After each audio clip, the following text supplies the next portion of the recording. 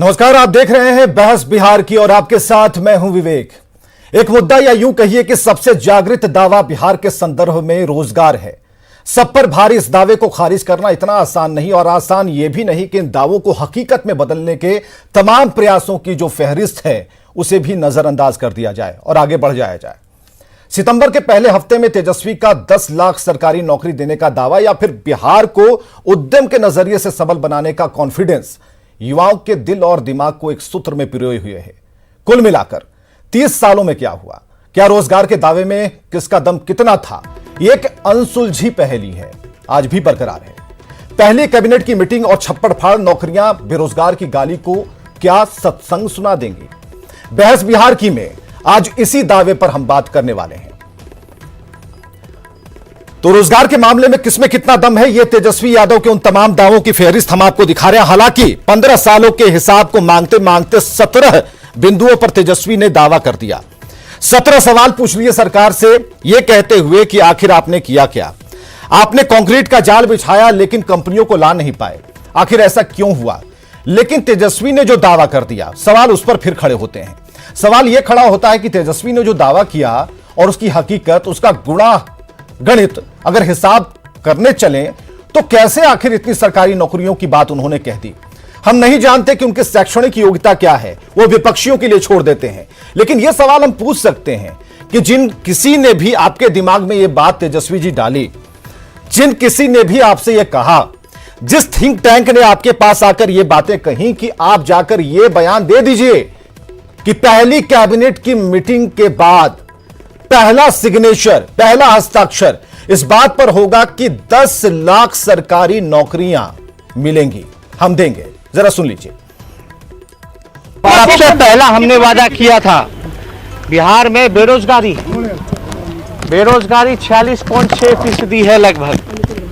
हमने जो वादा किया है कि 10 लाख रोजगार पहले कैबिनेट में, पहला अगर कोई काम हम करेंगे तो 10 लाख रोजगार लोगों को, बेरोजगार नौजवान भाइयों को हम लोग स्थायी नौकरी, सरकारी नौकरी दिया जाएगा। हम लोगों ने वादा किया है और हम लोग वादा को पूरा करेंगे। जो नियोजित शिक्षक लोगों की मांग थी, समान काम समान वेतन को लेकर के हमारी सरकार बनने जा रही है और ये फैसला हम लोगों ने लिया है कि हमारी सरकार बनते ही समान काम समान वेतन लोगों को दिया जाएगा। तो तेजस्वी यादव ने जो बातें कही वो हमने आपके सामने रख दी। ज्यादा कुछ बात आगे नहीं बढ़ाते हुए हम सीधे मुद्दे पर आते हैं। अपने स्टूडियो में, हमारे बिहार स्टूडियो, पटना स्टूडियो में जो लोग मौजूद हैं उनसे हम बात करेंगे।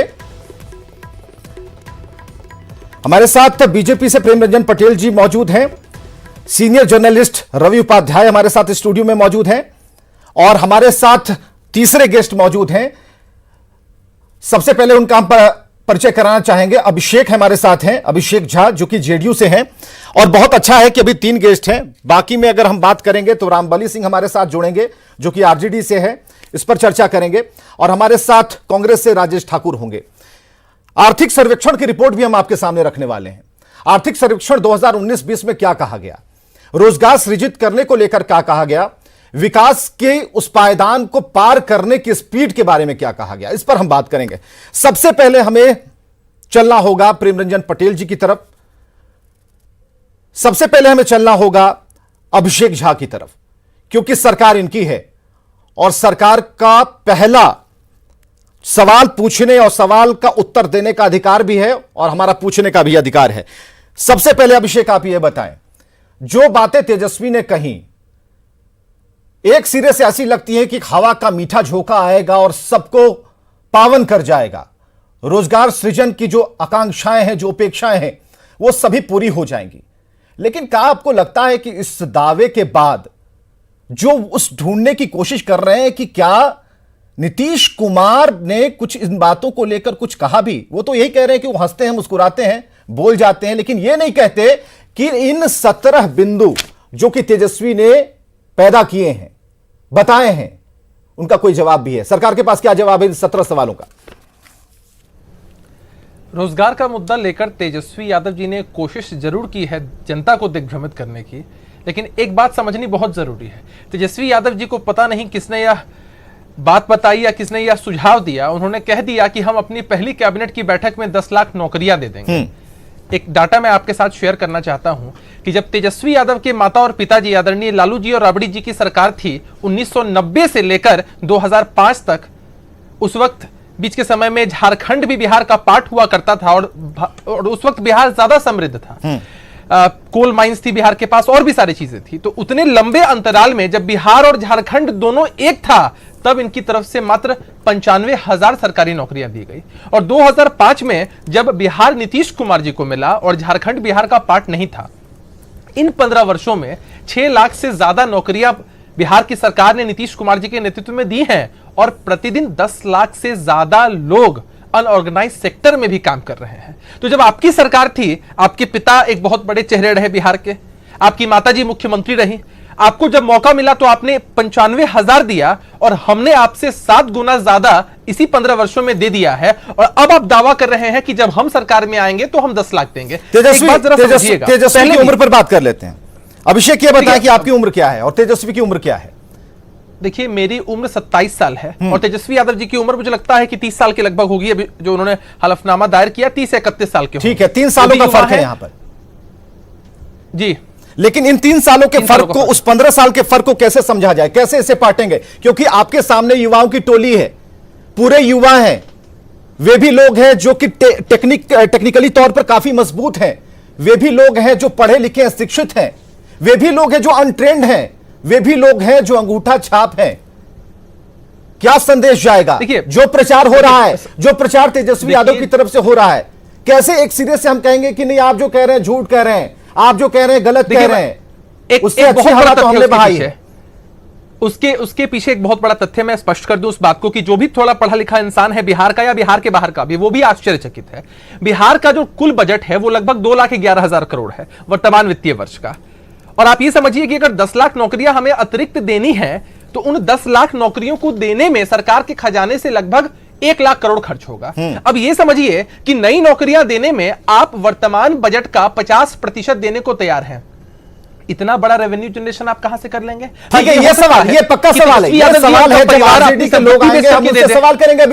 अभिषेक ये सवाल हम उनसे करेंगे, लेकिन आपके बगल में प्रेम रंजन पटेल जी बैठे हैं, बीजेपी से हैं, उनसे सवाल करते हैं। प्रेम रंजन जी, आप ये बताइए, आपके बड़े नेता ये क्यों कह देते हैं, एक सिरे से इसे खारिज भी करते हो, ये भी कह देते हैं कि इतनी नौकरियां तो हम जनरेट नहीं कर सकते, ऐसा क्यों कह देते हैं? देखिए विवेक जी, सबसे पहले तो तेजस्वी यादव को जानकारी का अभाव है। अब नौमा फेल बेचारे व्यक्ति हैं, उनको जितना लोग बताता है या जितना पढ़ाया जाता है उतना ही बोलते हैं। अब लोगों ने कह दिया कि नौकरियों की बात करो तो इसका हो सकता है कि लाभ होगा, 10 लाख नौकरियां देंगे। नौकरी कोई तेजस्वी यादव देंगे क्या? नौकरी सरकार देती है। और सबसे पहले तेजस्वी यादव को जब 90 से 2005 तक उनके माता पिता का शासनकाल था, उस शासनकाल को याद करना चाहिए और उसकी जानकारी लेनी चाहिए कि कितने लोगों को उन्होंने नौकरी दिया था 15 वर्षों। नहीं तो पहले तो उन्होंने कह दिया है ना, से 2000 प्रेम रंजन जी, पहले ही तेजस्वी ने कह दिया है कि वो छोड़ो कल की बातें, कल की बात पुरानी, क्योंकि हम वहां छोटे थे, बच्चे थे, ना समझ थे, हमें जानकारी नहीं है क्या होता था, हमारे साथ नहीं बात। एक सवाल है मेरा विवेक जी, सवाल मेरा भी है विवेक जी, छोड़ो कल की बात, ये कैसे हो सकता है? कभी माफी मांगते हैं और उन्हीं के अनुकंपा के आधार पर वो राजनीति करते हैं, उन्हीं के अनुकंपा के आधार पर। इनका अपना कुछ वजूद नहीं है। क्यों? पोस्टर में तो जमीन क्या है तेजस्वी यादव का? पोस्टर में तो वही लालू यादव, वही राबड़ी देवी के जैसे बनाए गए मार्ग पर वो आगे बढ़ रहे हैं और कहते हैं कि छोड़ो कल की बातें। अगर जो है से वही माता पिता ने इनके नाम से संपत्ति अर्जित किया, आज उसको बचाने में लगे हुए हैं। सीबीआई, ईडी, इनकम टैक्स का जांच हो रहा है। रोजगार कैसे मिलेगा? कहा कि ये संपत्ति मेरी नहीं है, और अगर किसी ने मेरे नाम से मेरे माता पिता ने कर दिया है तो मैं इसका क्या करता हूं? वो क्यों बचाने में लगे हुए हैं? जो तो ये दोनों बातें नहीं हो सकती है कि 10 लाख वाली का जब मामला हो तो वो नहीं, लेकिन चलिए 5 लाख तक हम फिट करते हैं, 3 लाख नौकरियां देंगे। लेकिन एक डेटा जो है वो पूरे प्रखर तौर पर सामने क्यों नहीं लाती सरकार कि हम इतनी नौकरियां हमारे शासन, विवेक जी, हमारे शासन काल में बिहार के अंदर में 7 लाख नौकरी दिया गया और उनके शासन काल में केवल जो है से 90,000 नौकरी दिया गया। वो भी 35,000 शिक्षक की बहाली जो है से उन्होंने किया था किस आधार पर? जब हाई कोर्ट ने कहा था, विशेष रूप से दबाव बनाया था कि इसकी नियुक्ति करनी होगी, और उसमें उनके शिक्षा मंत्री को जेल जाना पड़ा था। हमारे सरकार में भी ऐसा हुआ है क्या? हम लोगों ने तो 3.5 लाख केवल शिक्षकों की बहाली करने का काम किया है। दूसरी बात कि हमारा जो नीति है, केंद्र में हमारी सरकार है, नरेंद्र मोदी प्रधानमंत्री है, उन्होंने कहा कि नौकरी मांगने वाला नहीं बनो, नौकरी देने वाला बनो। युवाओं को उन्होंने कहा कैसे देंगे, और उन्होंने इसे प्रधानमंत्री मुद्रा बैंक योजना उन्होंने प्रारंभ किया। नौकरी कहां कि आप अपना व्यवसाय करो, अपना रोजगार करो, आप केवल मांगने का काम नहीं करो। आरजेडी और कांग्रेस, आरजेडी और कांग्रेस की तरफ से जो लोग देश में, आरजेडी और कांग्रेस की तरफ से जो प्रवक्ता आएंगे, जो नेता आएंगे, उनसे सवाल पूछने से पहले इसे जरा हम क्लियर कर लें। कहां देंगे, कैसे देंगे, बिहार में कैसे सृजन होगा नौकरी का, कौन सी ऐसी जमीन है, कितना फर्टिलाइजर डाला गया है, कैसे इससे समतलीकरण करेंगे, जरा हमें इसे बता दीजिए।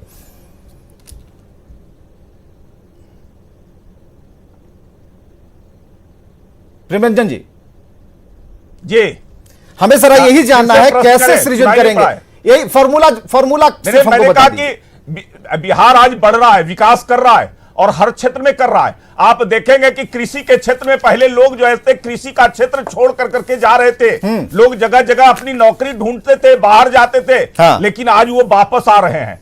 करोड़ों लोग 15 वर्षों में लालू राबड़ी के शासनकाल में यहां से पलायन कर गए थे, केवल रोजगार ढूंढने के लिए चले गए थे, और बिहार में रोजगार मिल गया। आज जब कोरोना का संक्रमण काल आया, हाँ। तो लोग जब वापस आने लगे, उसकी सूची तैयार की गई। ठीक है। सरकार ने कहा कि 1-1 हजार रुपया हम देने का काम करेंगे जो भी बाहर रहने वाले हैं। ठीक है। और केवल 25 लाख लोग का जो है निबंधन हुआ। ठीक है। आप सोच सकते हैं कि कभी करोड़ों लोग वापस बाहर गए थे, आज अगर जो है बाहर रहने वाले लोगों की सूची तैयार की गई तो 25 लाख। हमारे प्रधानमंत्री ने आज प्रधानमंत्री रोजगार योजना जो है प्रारंभ किया है। ठीक है, हम उस पर आएंगे। जिले बिहार के उसमें प्रारंभ हुए योजनाओं पर आएंगे, उस आर्थिक सर्वेक्षण की रिपोर्ट हम दिखाएंगे, बताएंगे नीतीश कुमार के क्या दावे हैं, नीतीश कुमार के क्या दावे हैं, उस पर भी हम आएंगे। हमारे साथ राजेश राठौर, प्रवक्ता कांग्रेस से जुड़ चुके हैं।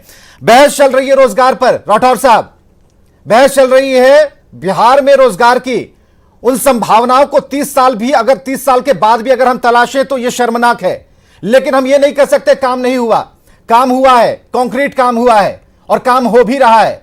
नीतीश कुमार जो कह रहे हैं, उनके निश्चय में जो बातें हैं, हम यह नहीं कहते कि पूरी बातें हो गई, लेकिन कुछ चीजें हो रही हैं।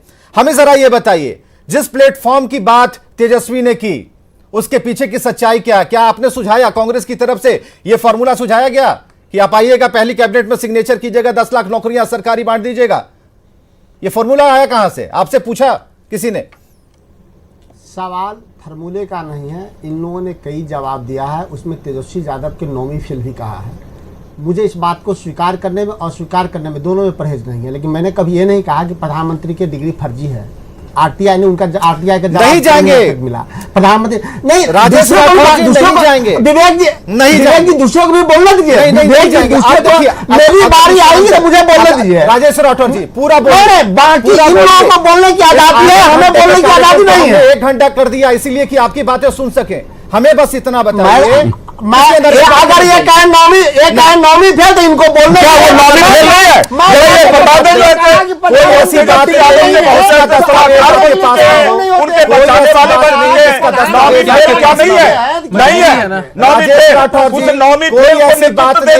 ये स्वीकार कर लिए कि बिहार का मुखिया वही होगा जिसको चलाने का नहीं है, सबको साथ ले चलने की जो है क्षमता नहीं है, और उसको मान लिए और उस पर आपत्ति नहीं करेंगे जिसका प्रॉपर दस्तावेज नहीं होगा। हम कोई बात नहीं करेंगे। हमने रोजगार का मुद्दा उठाया, उस फॉर्मूले को हम जरा जानने की कोशिश कर रहे हैं। आप साथ साथ चुनाव लड़ रहे हैं राजेश राठौर जी, इसका जवाब दीजिए। ये फॉर्मूला आया कहां से? कैसे 10 लाख सरकारी नौकरियां दे देंगे? पहले तो ये बात समझने की जरूरत है कि नीतीश जी की सरकार में जो ये 15 साल की सरकार कहते हैं, जिसमें 2.5 साल मैं भी था, जिसको एक बेहतर शासन मानते हैं, 15 साल कहते हैं जिसमें मैं था 2.5 साल उनके साथ, उसको भी उन्होंने बेहतर माना। उसमें उन्होंने जितने सीट रिक्त रखे हैं, क्या शिक्षकों की बहाली पूरी हो चुकी है? क्या बिहार पुलिस की बहाली पूरी हो चुकी है? क्या नर्सेज पूरे हैं? क्या डॉक्टर पूरे हैं? क्या चौकीदार पूरा है? क्या दफ्तार पूरा है? क्या तो क्या बीते 15 वर्षों में सब कुछ पूरा था? 5.5 लाख रिक्तियां थी, शिक्षक की भी बहाली पर भी जरा ध्यान रखना चाहिए। किए हैं। आपको विवेक जी बता दें कि आज किसी भी हाई स्कूल में जाइएगा, किसी भी मध्य विद्यालय में जाइएगा, तो जो प्रधानाध्यापक हैं वो लालू जी के बहाली के समय में है। डाटा आपके पास है। इन्होंने आज तक अस्थायी शिक्षा की भी बहाली नहीं किया है। तो अगर नीतीश कुमार के राज में जो पद खाली है, अगर हमारी सरकार 15 वर्षों में जैसे 5.5 लाख जो रिक्तियां थी, देखिए वो कहां से हुई थी? राजेश राठौर जी, अगर पीछे जाइएगा तो हम बहुत पीछे चले जाएंगे। आपने कहा प्रधानाध्यापक लालू प्रसाद ने जाने दीजिए, मेरी बात तो करने दीजिए। बहुत सारी रिपोर्ट हमने दिखाई है, एप्पल का स्पेलिंग लिखने नहीं आता है, उन्हें तो सुधारा जा रहा है। कम से कम इतना मान लीजिए। अगर ऐसा ही आपके बच्चे कहां पढ़ते हैं ये बता दीजिए, सरकारी स्कूल में पढ़ते हैं या फिर प्राइवेट स्कूल में पढ़ते हैं? मेरे बच्चे हैं ही नहीं, कहां पढ़ते हैं तो बाद में बताएंगे। ठीक है, आपके भतीजे होंगे, कहां पढ़ते हैं?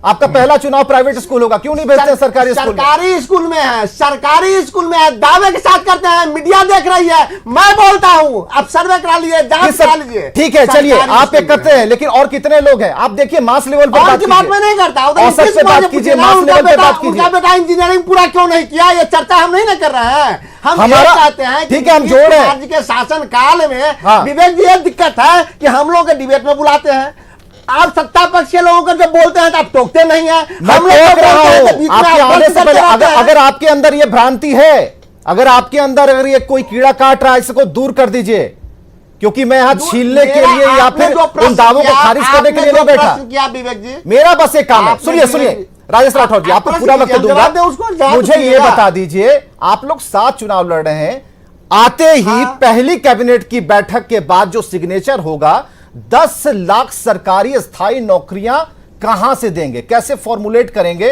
क्या फॉर्मूला है? अरे बिहार में जो पद खाली है, कितने पद खाली हैं बिहार में? सब पद के मैं सर्वे करा चुका हूं। कितना सब पद पे मैं भरने का काम करूंगा। कितना पद खाली है? का पद खाली है, शिक्षक का पद खाली है, संख्या बताइए जाए, कितना पद खाली है? डॉक्टर का पद खाली है, कांग्रेस के लोग बताएं कि कितना पद खाली है बिहार में, संख्या तो बता दें कम से कम। का खाली है, क्लर्क का खाली है। देखिए, मैं दावे के साथ कह सकता हूं कि इन्हें संख्या की भी जानकारी नहीं होगी। पहला जो नीतीश कुमार जो 15 साल में नहीं किए नौजवानों के लिए, वो काम महागठबंधन की आने वाली सरकार करेगी। तो छाती क्यों फट रहा है? एक आप भी नहीं कर रहे हैं, हम भी करने की बात करते हैं तो आपको पीला हो रहा है। अभिषेक कुछ कह रहे हैं आपसे, अभिषेक कुछ कह रहे हैं। जैसे मैं प्रश्न पूछ रहा था, राजेश राठौर जी हमारे बड़े भाई हैं, मैं इनसे ये पूछ रहा था कि क्या उन लोगों को ये भी जानकारी है ठीक से कि कितने पद उनके हिसाब से रिक्त हैं और अन्य जितने पदों पर वह बहाली करने जा रहे हैं उसका क्या रोड मैप है उनके पास? है क्या ना कि तेजस्वी यादव जी ने एक शिगुफा छोड़ दिया, अब कांग्रेस तो बिहार में पिछलग्गू है, आरजेडी की काम नीतीश कुमार आरजेडी की पिछलग्गू पार्टी है, कभी काम किया? आरजेडी की पिछलग्गू पार्टी है, जिनके पास अपना न जनाधार है, न नेता है, न विजन है, कुछ है ही नहीं, तो वो लोग क्या करेंगे? एक सिंपल सा सवाल है, जरा पूछिए कि नौकरी का आंकड़ा इनके हिसाब से कितने रिक्त पद हैं? विवेक जी जरा पूछिए, हो जाएगा। आप आंकड़ों की बात करते हैं, जरा पूछिए जरा। कहां गायब हो गए? राजेश जी पूछिए ना, राजेश जी, रोजगार पे बात हो रही है। राजेश जी, आपके आने से पहले प्रेम रंजन पटेल हमारे साथ जुड़ चुके थे, आपके आने से पहले अभिषेक हमारे साथ जुड़ चुके थे, आपके आने से पहले रवि उपाध्याय जी जो हमारे वरिष्ठ पत्रकार हैं वो भी जुड़ चुके हैं, उनके पास हम आएंगे, निष्कर्ष लेकर आएंगे।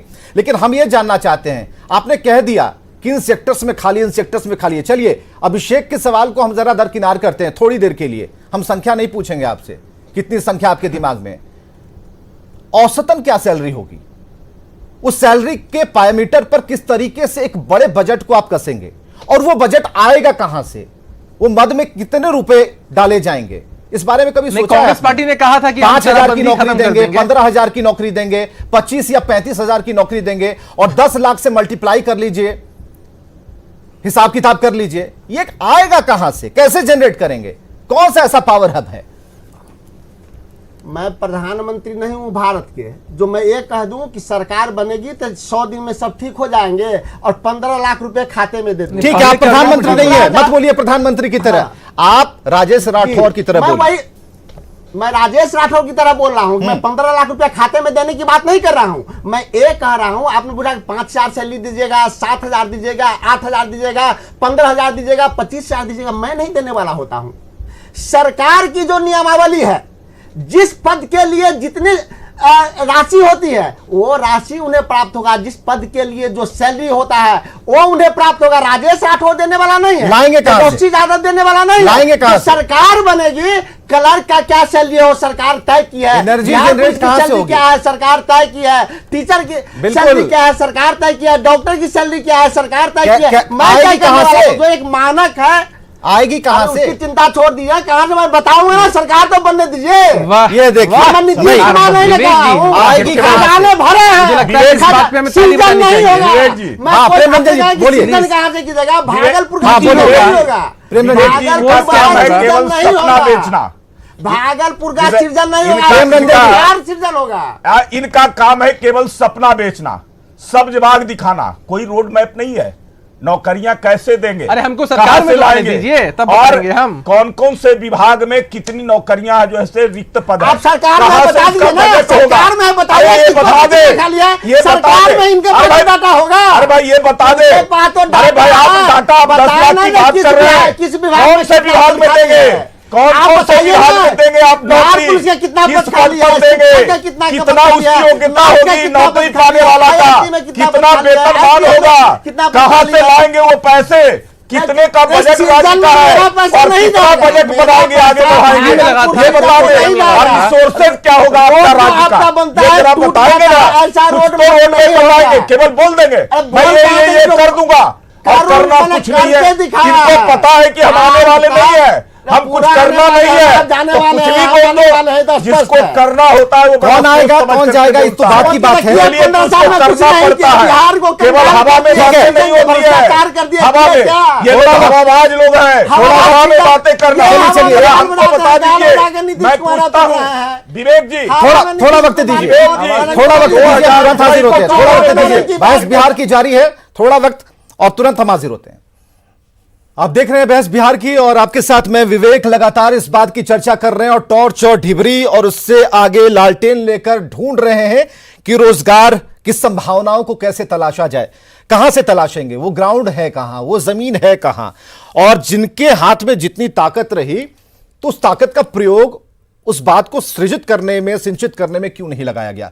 कई सवाल हमारे पास हैं। हमारे साथ हमारे वरिष्ठ पत्रकार रवि जी भी मौजूद हैं। रवि जी के पास अब सीधे चलते हैं। रवि जी, आधे घंटे से आपने सभी बातों को सुना, आरोप प्रत्यारोप, हमने ये किया, हमने वो नहीं किया, हम आगे आएंगे, अभी नहीं बताएंगे, कल बताएंगे जब हमारी सरकार आएगी।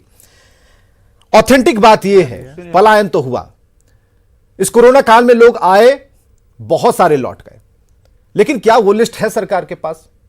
दूसरी बात, रोजगार एक बड़ा मुद्दा है, सभी को रोजगार चाहिए, तो जो उनकी रोटी से आगे उनकी कई काम होते हैं, उसके लिए रोजगार चाहिए।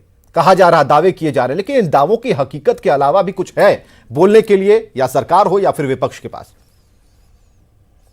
तो चलिए हम बात करेंगे, लेकिन कुछ तकनीकी खामियां हैं, लेकिन इस बीच में हम लगातार जुड़े हुए अपने सभी मेहमानों के साथ और रोजगार के दावे में कितना दम है इस पर चर्चा कर रहे हैं। आर्थिक सर्वेक्षण की बात हमने जो कही वो आपको हम दिखा रहे हैं ग्राफिक्स के माध्यम से। यह भी बता रहे हैं कि नीतीश कुमार का निश्चय क्या कहता है।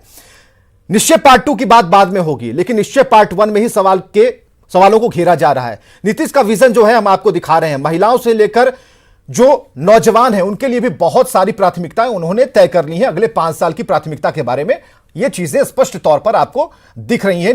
नीतीश कुमार का विजन क्या है, इन सब से अलग सवाल खड़े हो रहे हैं। सवाल पूछने का हक सभी को है और जो सत्ता में होते हैं सवाल उनसे ज्यादा होता है। तो ऐसे में जो सरकार सत्ता में है, जिनके हाथ में 15 साल बागडोर रही, जवाब उनको देना है। सवाल नीतीश कुमार से तेजस्वी ने पूछा। हमारे साथ रवि उपाध्याय मौजूद है, सीनियर जर्नलिस्ट हैं। रवि जी, पूरे संदर्भ को देखते हुए, रोजगार की पूरी प्रणाली को देखते हुए, जमीन को देखते हुए क्या लगता है, कितने नंबर देंगे और किसके दावे कितने बेहतर और स्ट्रांग हैं? चुनाव का मौसम है, अभी विवेक जी, अभी सब लोग बोलेगा, रूलिंग पार्टी दावा करेगी, विपक्ष सवाल खड़ा करेगा। यह तो होता रहा है, होता है और होता भी रहेगा। लेकिन सच्चाई यही है कि बेरोजगारी की समस्या बहुत बड़ी समस्या है। इस पर सरकार को पूरी जब तक मुस्तैदी के साथ नहीं लगेगी, नहीं देखेगी, नहीं होगी। देखिए, बिहार में अभी खाद्य प्रसंस्करण के क्षेत्र में बहुत सारे सरकार निश्चित तौर पर काम कर रही है, लेकिन उतना भी काम नहीं हुआ है कि खाद्य प्रसंस्करण के क्षेत्र में कोई यहाँ का जैसे मखाना है, केला है, लीची है, इन सबको हम लोग ब्रांड एम्बेसडर बनाने की बात हो रही है, सब किया जा रहा है। जैसे मालदा आम है, सब वगैरह वगैरह बहुत सारी चीज़ें हैं, लेकिन अभी तक आप देखिएगा कहीं भी फलाफल इसका निकल करके नहीं आया है। और ये अगर यदि फूड प्रोसेसिंग के क्षेत्र में इन सबको कर दिया जाए तो ये हम समझते हैं कि इसमें बहुत बड़ी संख्या में आबादी जो है सो को काम मिलेगा यहाँ पर। आईटी हब के बारे में क्या ख्याल है आपका? ये सबसे पहले कहा गया कि आईटी हब बनेगा, आईटी हब क्यों नहीं बन पाया, क्या कारण लगता है? देखिए, निश्चित नहीं, आईटी हब के लिए यहाँ पर केंद्रीय मंत्री रविशंकर प्रसाद जी ने प्रयास किया है, जमीन भी एक्वायर हुआ है और वो उसकी तैयारी चल रही है। वो बिहटा के पास में भी और पटना में भी कुछ हुआ है इसका, तो ये एक तैयारी है, अभी नहीं दिख रहा है, लेकिन आईटी हब के लिए काम चल रहा है। वो एक अभी आपको फलाफल कुछ दिनों में दिखाई पड़ेगा। ये इससे आईटी हब बनने से बेरोजगारी की समस्या ठीक है होगी, लेकिन ये दूर होगी, लेकिन अभी फूड प्रोसेसिंग एक बहुत बड़ा है, क्योंकि बिहार में आप देखिएगा मखाना, लीची, केला और फल, साग सब्जी बहुत सारा कुछ यहाँ पे उत्पादन होता है। तो इन सब चीज़ों को लेकर के, मखाना तो कहीं होता भी नहीं है बिहार छोड़ करके, तो मखाना में अगर के क्षेत्र में हम लोग काम करें, लीची के क्षेत्र में, केला के क्षेत्र में अगर यदि फूड प्रोसेसिंग अगर यदि शुरू हो तो ये निश्चित तौर पर आपको लगता है कि किसानी और जो जमीन को सींचते हैं, जोतते हैं, उनके सवालों को लेकर सवाल सीधा सरकार से पूछा जाना चाहिए, और यह सवाल सीधे हम लेकर चलते हैं। हमारे जेडीयू से अभिषेक मौजूद हैं। अभिषेक, आप इसका जवाब दीजिए। देखिए, हर क्षेत्र में जब से नीतीश कुमार जी की सरकार आई है निश्चित रूप से विकास हुआ है, हम सब लोगों ने देखा है। अभी जिस विषय की चर्चा कर रहे थे, आईटी हब की चर्चा आप कर रहे थे, आपने देखा कि रविशंकर प्रसाद जी केंद्रीय मंत्री हैं, उन्होंने टीसीएस के एक सेंटर का भी उद्घाटन किया है बिहार में। सॉफ्टवेयर टेक्नोलॉजी पार्क जो बनना है बिहार में वह भी प्रस्तावित है। आप ये समझिए कि एग्रो बेस्ड जो इंडस्ट्रीज हैं उनमें विकास जो हुआ है या ग्रोथ जो हुआ है बिहार में वो 15% का है। देश का जो एवरेज है उससे भी ज्यादा है। जहां तक बात है, सवाल तो अभिषेक ये है कि इंडस्ट्री आ क्यों नहीं रही है? देखिए, बिहार की जमीन इतनी उर्वरा शक्ति से समृद्ध है, इंडस्ट्री आ क्यों नहीं रही है? जैसे आप मुझे अगर एक मिनट का समय देंगे तो डाटा मेरे पास है, उस डाटा के हिसाब से मैं आपको बता दूंगा कि आने वाले समय में कितनी इंडस्ट्रीज और कितनी बड़ी बड़ी कंपनियों के साथ बिहार की सरकार का आपके बगल में जो कांग्रेस के लीडर बैठे हैं उनका तो सवाल यही होगा कि इन 15 सालों में क्या हुआ, वो बताइए आप। इस खाके में मैं इसका जवाब देता हूं, एकदम सिलसिलेवार ढंग से इसका जवाब देता हूं। जब हमारे सरकार से पहले की जो सरकार थी, जब बिहार में इतने जो भी चीनी मिले थी या बहुत सारे उद्योगपति थे, जो भी लोग अपना छोटा बड़ा उद्योग यहां पर करते थे, जिस तरह का रवैया इन लोगों का रहा था, यहां पर अपहरण उद्योग, यहां पर फिरौती, रंगदारी, इस तरह का वातावरण जब बना तो बहुत सारे लोग चले गए। आपने देखा कि जेपी नड्डा साहब भारतीय जनता पार्टी के सम्मानित राष्ट्रीय अध्यक्ष हैं, उन्होंने अपने भाषण में कहा कि मैं गुजर रहा था फ्रेजर रोड से और मैं पूछ रहा था, उन्होंने चर्चा की बहुत सारे बिजनेसमैन की, ये कहां है, ये कहां है, ये कहां है। उत्तर यही मिला कि ये लोग चले गए थे और ये लोग इतने प्रताड़ित हुए थे कि बिहार में ये लोग बिजनेस नहीं कर पाए। किसने किया प्रताड़ित? अब ये समझिए कि देखिए, अब ये समझने की जरूरत है कि बिहार में पहले हमने मार दो तरीके सड़कों का जाल फैलाया हमने। विवेक जी प्लीज मुझे बता दीजिए। मार दो तरीके की, एक लाठी डंडे वाली और एक बिना आवाज वाली। मार तो दोनों ने ही मारा। आप ये बताइए कि जेपी नड्डा साहब आए, वो अच्छी बात है, वो कुछ ढूंढ रहे थे, ये और अच्छी बात है, लेकिन कुछ अच्छा दिखा क्या उन्हें? चीनी मिल दिखा कहीं भी? मैं वही बात, आप मेरी बात को कंप्लीट छोटा में बोलिए, क्योंकि अभी सबसे पहले उद्योग लगाने के लिए बिहार में सड़कों का जाल नहीं था। हमारी सरकार ने सड़कों का जाल बिछाया, बिजली की व्यवस्था की, पानी की व्यवस्था की। अरे आपको किसी घर में अगर शिफ्ट होना है, आपको टूटा फूटा घर मिला हुआ है जिसमें ना खिड़की है ना दरवाजा है, तो पहले तो हम उसकी व्यवस्था करेंगे ना। और उसकी व्यवस्था जब सुचारू ढंग से हो पाई, 95,000 किलोमीटर हमने सड़कें बनाई, 6,000 किलोमीटर हमने पुल पुलिया बनाया, हर घर तक बिजली पहुंचाया, रोड्स का नेटवर्क। सवाल तो यही है, उसके बाद तो हो पाएगा ना। सवाल तो अभिषेक जी, देखा है कि कुछ समय पहले भी अभिषेक जी सवाल यही है, सवाल यही इसलिए है क्योंकि जब यही सवाल लेके अशोक चौधरी जी के पास हम लोग गए, उनसे जब बात हुई तो उन्होंने ये कहा कि 18-19 में तो हमारा विद्युतीकरण का काम पूरा हुआ है, अगली बार आएंगे तो काम कर देंगे। तो 15 साल और आज आगे चाह रहे हैं 5 साल, लेकिन इसकी गारंटी भी नहीं है कि उद्योग धंधे आएंगे। आप बोलिए ना कि पुणे, हैदराबाद, आप सुनिए, पुणे, हैदराबाद, बेंगलोर, कोलकाता, दिल्ली, गुड़गांव, ऐसे कई ऐसी जगह हैं जहां लोग जा रहे हैं। आप हर सेक्टर की बात कीजिए। आपने कहा कि जिनके हाथ में हुनर है, अब जो हीरे पर काम कर रहा है, जो कपड़ा का व्यवसाय लगा हुआ उसका कामगार है, सभी तो ट्रेंड ही आए ना। सभी लोग तो ट्रेंड आए, उन हाथों को क्या रोजगार विवेक दिया जी, आपने? आप भारत एक डेवलपिंग नेशन है और अमेरिका एक डेवलप्ड नेशन है। क्या आप दोनों कंपेयर कर सकते हैं? आपने जिन भी प्रदेशों का नाम लिया या जिन भी शहरों का नाम लिया, आप बताइए कि हमें कैसी विरासत मिली थी? हमें कैसी विरासत मिली थी? विवेक जी, मैं आपसे अगर पूछूं या मेरे दादाजी पढ़े लिखे नहीं थे, आज आपकी संपत्ति कितनी थी? मेरे दादाजी मैं वही बताने की कोशिश मैं वही बताने की कोशिश कर रहा हूं ना। और बहुत सारे लोगों के दादा या पिताजी पहले से जज होंगे, पहले से इंजीनियर डॉक्टर रहे होंगे, मत बात कीजिए उस पे। परवरिश वैसी ही होती है। एक सेकंड के लिए छोड़ सकते हैं कि आपको क्या मिला? रिक्शे वाला का बेटा देखिए, हमें जो मिला, बन जाता है। देखिए हमें जो मिला और हमने 15 वर्षों में जो काम किया, हम अपने 15 वर्षों के काम के बारे में आपको बता रहे हैं। उद्योग धंधे क्यों नहीं लगे? स्पष्ट किया है। नहीं, ठीक है, ये सवाल, इसका उत्तर होना चाहिए। उद्योग धंधे क्यों नहीं लगे? मैं उसी का जवाब आपको दे रहा हूं कि जैसे मैंने स्पष्ट किया कि हमने सड़कों का जाल बिछाया, विद्युतीकरण का काम हुआ, हमने पानी पहुंचाया। ये सारी चीजें जब आ जाएंगी तब तो घर रहने लायक होगा। अभी तक नहीं आई। मेहमान को लाकर अगर घर में शिफ्ट करना है तो सबसे पहले आप घर को बनाएंगे तो अच्छे से। अभी तक नहीं आई। घर को बना दिया है, MOU साइन हो गया है, और आप देखिए कि कैसे अभी बात कर रहे थे हम अभी तक नहीं हुआ कुछ भी की। नहीं, मैं आप कहेंगे तो मैं डाटा आपके सामने प्रस्तुत करने डेटा पे बात मत डाटा कीजिए। लेकर आया हूं। डेटा पर बात मत कीजिए, फिर मैं अपने गांव चला जाऊंगा। बात अगर हम करते मैं हैं अपने गांव चला जाऊंगा, स्पष्ट तरीके से रख पाएंगे। अभिषेक, मैं अपने गांव चला जाऊंगा। प्रेम रंजन जी पटेल जी जानते हैं, मैं अपने गांव चला जाऊंगा, मैं बाढ़ चला जाऊंगा, मोकामा के टाल में चला जाऊंगा।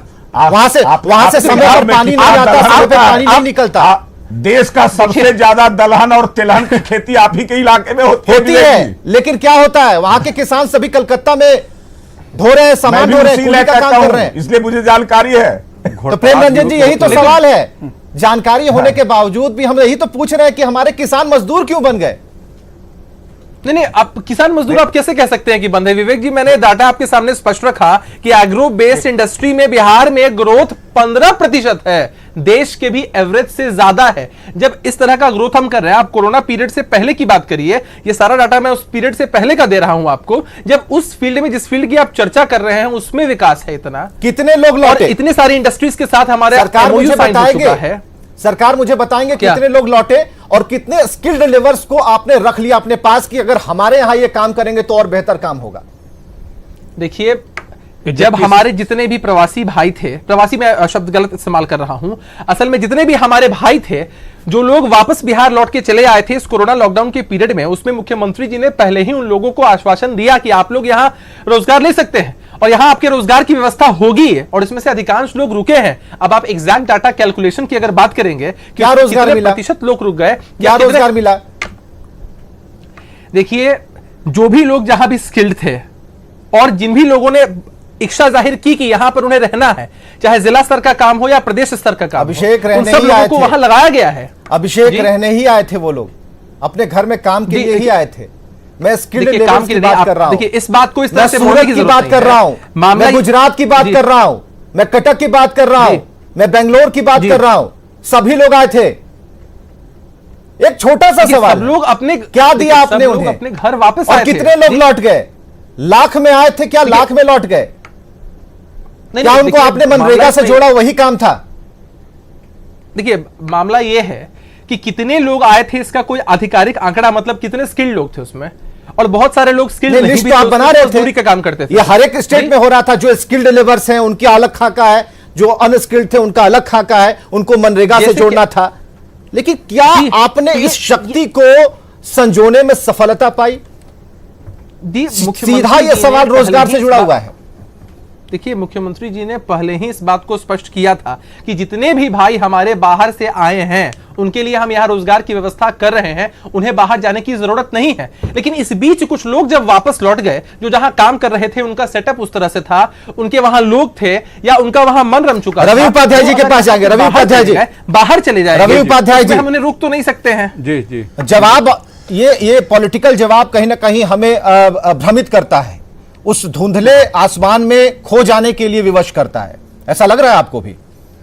जी देखिए, आप जो बोल रहे हैं, वीर श्रमिक जो आए दूसरे प्रदेशों से उस विपरीत परिस्थिति में यहाँ रहने ही आए थे, क्योंकि वहाँ पर प्रताड़ना उनको मिली थी और यहाँ रहने के इरादे से ही आए थे और पूरी तरह से मजबूत इरादा था। उन लोगों ने बोला भी था कि अब हम वापस नहीं जाएंगे, बिल्कुल, क्योंकि वो उन लोगों ने वह दिन वहाँ पे देखा कि मैंने उसका वर्णन सुनने से अभी भी रोंगटे खड़े हो जाते हैं। अगर आप पढ़िएगा भी तो सुनिएगा भी।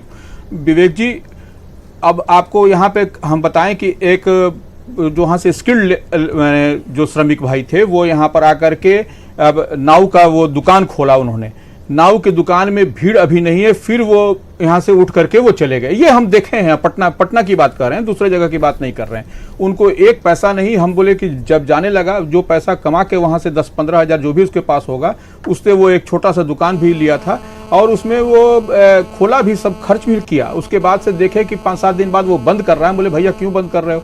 तो बोला कि नहीं, यहाँ पर तो एक भी टर्नअप नहीं हो रहा है आदमी कटाने के लिए, हम जा रहे हैं। तो प्रेम रंजन पटेल जी, सीधा सवाल आपके पास है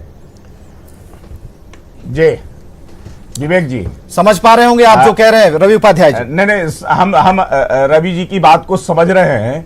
सबसे पहले आप देखिए, आप बात कर रहे थे अभिषेक जी से बड़ी बड़ी फैक्ट्रियों का। आप देखेंगे कि जब बिहार और झारखंड जब साथ था तो जिस इलाके में खनिज संपदा था, वनोपज था, उसी इलाके में चाहे लोहा का हो, कोयला आधारित हो, अबरक आधारित हो, अन्य जो है से खनिज संपदा आधारित जो है से जो फैक्ट्रियां थी उसी इलाके में लगी।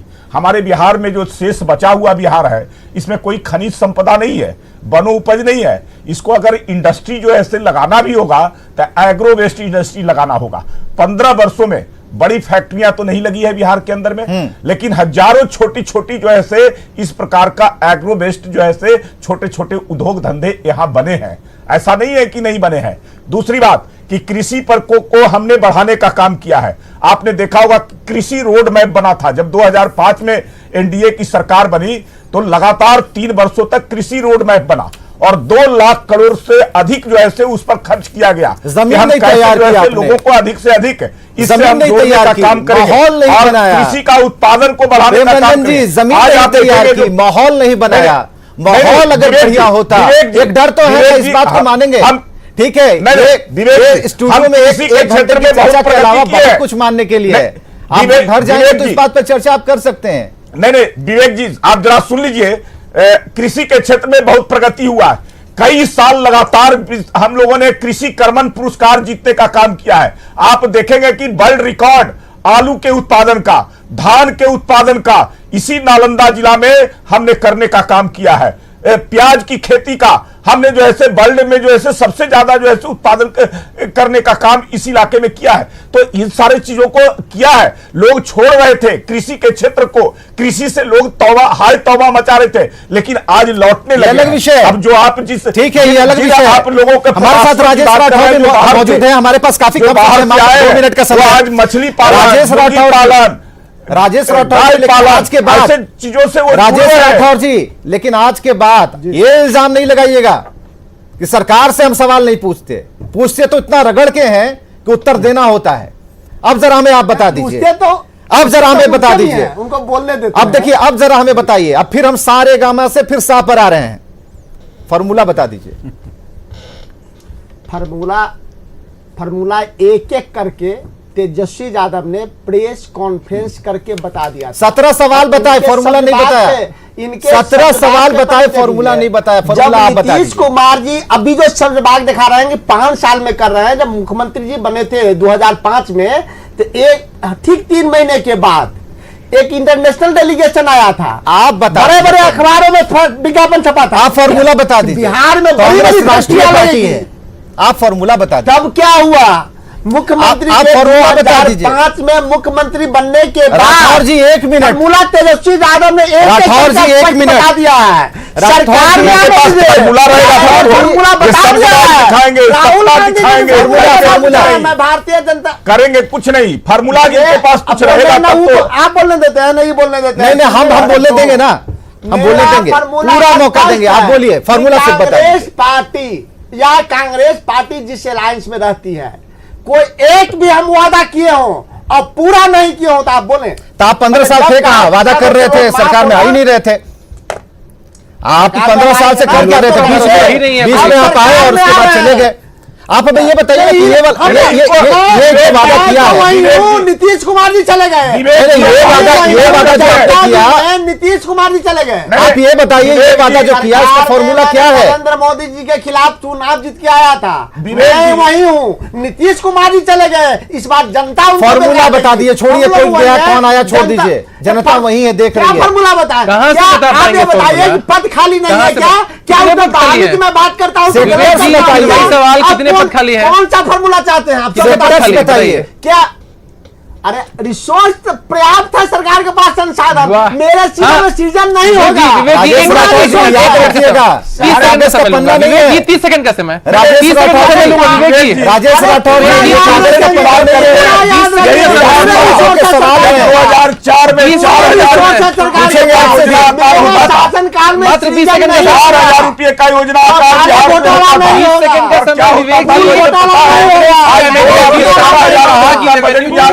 शराबबंदी को हम बंद कर देंगे। ये रोड मैप हो सकता है उनके पास कि शराबबंदी जैसे अभूतपूर्व कदम को वो साइड करके राजेश राठौर जी संयम का परिचय दीजिए। आप संयम के साथ, दृढ़ता के साथ, राष्ट्रीय पार्टी के एक प्रवक्ता होने के नाते आप छोटा सा सवाल दे दीजिए, फिर मैं पूछूंगा। फॉर्मूला बता दीजिए। मैं क्या बताऊं कि किस विभाग में कितना पद खाली है? मैं ये बताऊं कि किस पद के लिए हम कहां से पद है ये बताया जाए। तो आखिर ये दावा किया क्यों? सरकार वादा क्यों किया? मैं सरकार में आऊंगा, सरकार वादा करती है, ठीक है सर, नहीं कर कैसे करती है? मैं सरकार में आऊंगा, कैसे दावा करती है सरकार? खाली नहीं रहूंगा। किस बेसिस पर सरकार दावा करती है? नहीं है, सरकार के खजाने खाली नहीं है। क्या ठीक है, क्या बेस क्या है इसका? पास आधार क्या है? सरकार के पास आधार, सरकार के पास 20 सेकंड विवेक जी, 20 सेकंड सरकार के पास क्या आधार है? इच्छा शक्ति की कमी है। नीतीश कुमार जी के 20 पास सेकंड लूंगा। इच्छा शक्ति की कमी है। उन्होंने सेकंड बदलाव के विवेक जी। 15 साल अभिषेक, किया है। अभिषेक, डरा के साथ 20 सेकंड, किया है। 20 सेकंड। विवेक जी, आपने हाल फिलहाल में सुना होगा कि कांग्रेस पार्टी के एमएलए हैं भागलपुर से अजीत शर्मा जी, उन्होंने कहा कि हम रेवेन्यू जनरेशन के लिए दोबारा से शराबबंदी को हम रोक देंगे, हटा देंगे हम शराबबंदी को। हाँ, ये मानसिकता इनकी हो सकती है कि पैसा थोड़ा लाने के लिए, रेवेन्यू जनरेट करने के लिए शराबबंदी जैसे अभूतपूर्व कदम को ये साइड करने को तैयार है। इनके पास कोई रोड मैप है ही नहीं। और इच्छा शक्ति की बात ये लोग करते हैं जिनकी इच्छा शक्ति आज तक इतनी नहीं जग पाई कि बिहार में ये आरजेडी के पिछलग्गू बनना छोड़ दें। राष्ट्रीय पार्टी होने का दम भरने वाले लोग आरजेडी के पिछलग्गू बनकर बिहार में, अरे आपने देखा, अरे क्यों नीतीश कुमार जी को आपने 2015 में नेता माना? अरे 4 की संख्या से आप 27 की संख्या तक चले गए नीतीश कुमार। चलिए, बहस बिहार की बहस चलती रहेगी, चुनाव के समय, चुनाव के बाद, और यह बहस किसी सार्थक नतीजे पर पहुंच जाए, ऐसी हमारी आशा है। आप जैसे अच्छे मेहमानों का बहुत से स्वागत भी हमने किया, समय निकालने के लिए धन्यवाद भी दे रहे हैं। रवि उपाध्याय जी, आपका भी बहुत बहुत धन्यवाद। हमारे तमाम गेस्ट का बहुत बहुत धन्यवाद कि आप लोग आए समय निकालकर और चर्चा आपने की। बहस बिहार की के बाद भी खबरें लगातार जारी हैं, देखते रहिए News 18।